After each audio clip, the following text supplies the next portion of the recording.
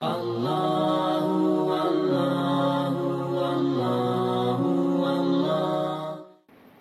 tu irsyad. Ini jenis hidayah yang kedua.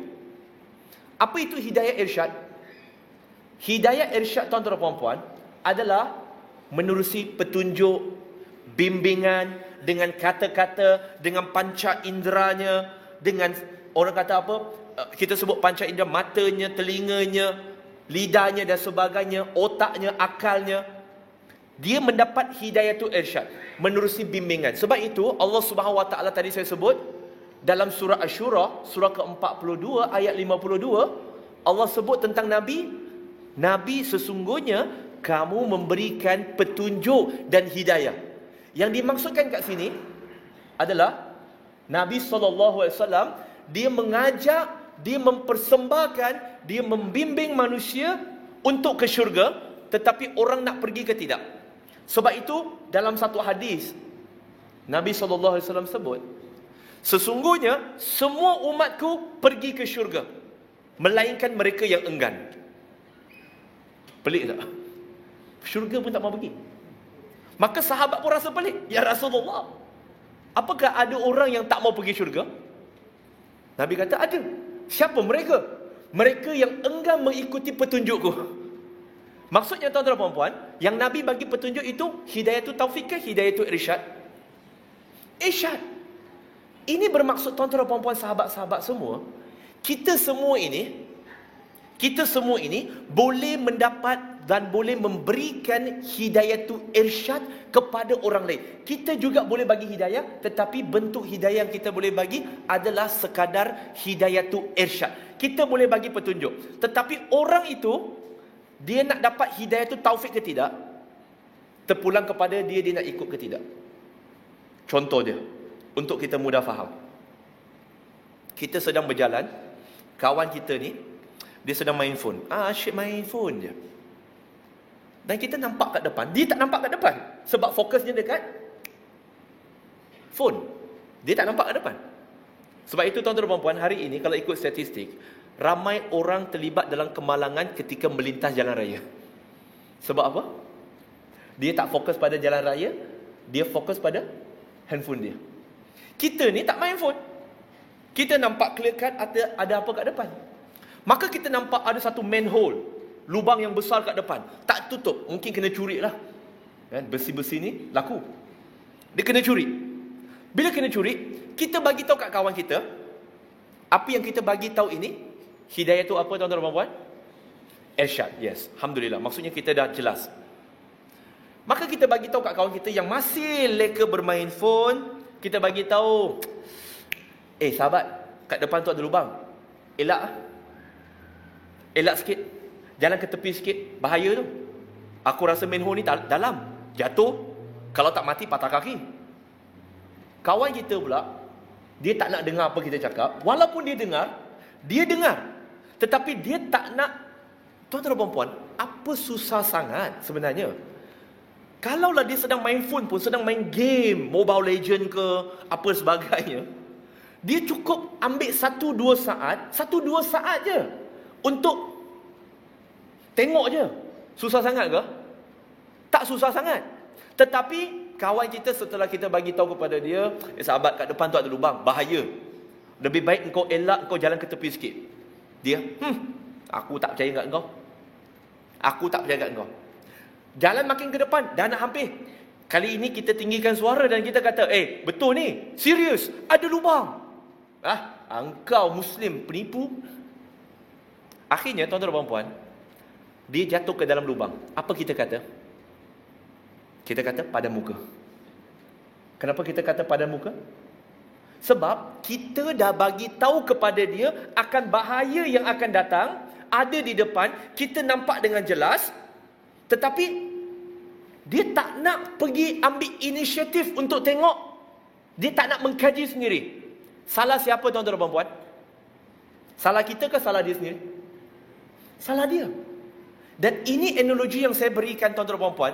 Bukankah hari ini tuan-tuan dan puan-puan, andai kata kita mau menegur orang Islam kita yang lari jauh daripada agama, Dan juga sahabat kita yang masih belum Islam, kita cuba nak bagi tahu kepada mereka tentang agama Islam. Kita nak bagi tahu kepada mereka, sahabat, surah Ali Imran, surah yang ketiga, ayat 19. Inna dina indallahi Islam. Sesungguhnya agama yang diterima, yang diredoi oleh Allah hanyalah satu, iaitu agama Islam. Surah Ali Imran, surah yang ketiga, ayat 85. Barang siapa yang menganut agama selain daripada agama Islam, tidak akan diterima. Dan sahabat, surah An-Nisa, surah keempat, ayat 48. Dan surah An-Nisa, surah keempat, ayat 116. Allah boleh mengampunkan segala dosa kamu. No problem. Kamu bunuh orang, tak bagus. Tapi Allah tetap boleh mengampunkan dosa kamu. Tetapi satu-satunya sahabat, kalau dosa itu kamu mati dalam keadaan itu, Allah tak akan ampunkan dan kamu akan masuk neraka. Iaitu dosa syirik, iaitu menyekutukan Allah Subhanahu Wa Taala, menyembah sesuatu yang tidak layak disembah. Kita bagi tahu je. Tuan-tuan dan puan-puan, bukankah hari ini bila kita bagi tahu macam ni, apa respon mereka? Respon mereka, mereka kata, alah, asyik cakap agama je. Orang sibuk nak cari duit, engkau cakap agama. Nak cakap agama, pergi surau, pergi masjid. Betul ke tidak? Ini kita panggil sebagai Abu Lahab moden. Tahu kenapa Abu Lahab moden? Bukankah bila Nabi SAW naik ke atas Bukit Safa, Nabi SAW memanggil semua kabilah Arab ini, Quraisy ini datang, dan kemudian setelah Nabi bagi tahu, jikalau aku bagi tahu kepada kalian di sebalik bukit ini ada tentera-tentera berkuda yang akan menyerang kita, apa pendapat kalian? Mereka semua kata, ya Muhammad, kami tak pernah dengar kau menipu, kami percaya kepada engkau. Maka selepas itu Nabi ajak mereka masuk Islam. Nabi suruh mereka jangan sembah Tuhan-Tuhan palsu, berhala-berhala yang mereka buat, cipta dengan tangan mereka, hanya sembah Allah Subhanahu Wa Taala. Abu Lahab jawab apa? Abu Lahab kan jawab, dia kata, celaka engkau Muhammad, waktu kami tengah sibuk buat bisnes ni, kau datang kau nak cakap pasal benda ni. Bukankah hari ini orang yang sama juga, tuan-tuan dan puan-puan, Abu Lahab moden, bila kita nak cakap agama, kita nak ingatkan mereka tentang akhirat, lubang yang ada kat depan tu, yang pasti akan ada, dia tak berubah. Kullu nafsin zaikatul maut. Setiap yang bernyawa pasti akan mati. Kita dah bagi tahu. Mereka kata, alah, cakap agama-agama ini tak mau cakap lah. Ini banyak boringnya kerja. Cakap duit tak apa. Buat ceramah agama, tuan-tuan dan puan-puan, free. Orang tak mau datang. Cuba buat seminar untuk macam mana kaya, 3,000, 5,000 pun tak apa. Belum tentu kaya, tapi pergi melabur dulu. Tapi cakap pasal agama untuk nak menyelamatkan mereka pada hari kiamat, mereka kata no time. Bila ada time, bila surah mati baru dia masuk masjid, sebab disembayangkan kat dalam. Tuan-tuan dan puan-puan, itu yang dimaksudkan dengan hidayatul irsyad. Kita boleh memberikan hidayatul irsyad. Sahabat-sahabat yang dikasihi dan dirahmati oleh Allah Subhanahu Wa Taala. Sebab itu bila ada orang mereka mengatakan saya tak dapat hidayah, sebenarnya mereka menipu diri sendiri. Mereka menipu diri sendiri. Dan mungkin ada sahabat kita yang sedang menonton yang pernah mengungkapkan perkataan ini, sebenarnya anda sedang menipu diri sendiri. Kerana tuan-tuan dan puan-puan, kalau ada orang bila kita tanya kepada mereka, kenapa kamu masih enggan solat 5 waktu? Anda kata jawapannya ialah, saya belum terima hidayah. Hidayah belum sampai. Persoalannya, tidakkah di sekeliling dia ada orang Islam yang solat 5 waktu? Ada ke tidak? Ada. Bukankah itu hidayatul irsyad? Petunjuk.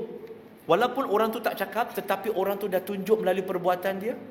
Kalau ditanya kepada mereka tentang kenapa masih enggan menutup aurat sedangkan kamu tahu benda itu wajib, mereka kata hidayah belum sampai. Tetapi ironiknya tuan-tuan dan puan-puan, ironiknya, bukankah di sekeliling dia, kawan-kawan dia, ahli keluarga dia, ada yang menutup aurat? Ada. Saya pernah pergi ke banyak interview di TV, tapi saya tak mau sebut TV apa. Saya diwawancara bersama dengan 2 lagi mu'alaf, termasuk seorang mu'alaf perempuan. Mu'alaf perempuan tu baru masuk Islam 2 tahun, tapi Masya Allah, dia menutup aurat. Dia menutup aurat. Pengacara TV yang lahir Islam, dia tak menutup aurat. Maka dia tanya, apa kecabaran paling besar Apakah cabaran paling besar setelah memeluk Islam? Maka diberitahu, ibu bapa tak terima, tapi cabaran paling besar nak menutup aurat. Tetapi mualaf tu ceritalah. Tapi saya tahu menutup aurat ini adalah kewajipan. Walaupun mak bapak tak suka, saya tetap kena buat. Kerana kena taat, itu maksud Islam, maksud seorang Muslim taat dan tunduk kepada perintah Allah Subhanahu Wa Taala. Walaupun ada tentangan, saya juga kena buat. Maka pengacara tu boleh, oh Masya Allah, bagus. Tuan-tuan dan puan-puan, bukankah ini hidayah yang Allah hantar kepada dia agar dia juga berubah? Jikalau seorang mu'alaf baru 2 tahun boleh buat, kenapa dia tak boleh buat? Maksudnya tuan-tuan dan puan-puan, apa yang menghalang dia untuk menerima hidayah itu taufik? Salah Allah ke tak bagi hidayah itu taufik kepada dia? Bukan. Salah diri sendiri. Allahu, Allahu, Allah.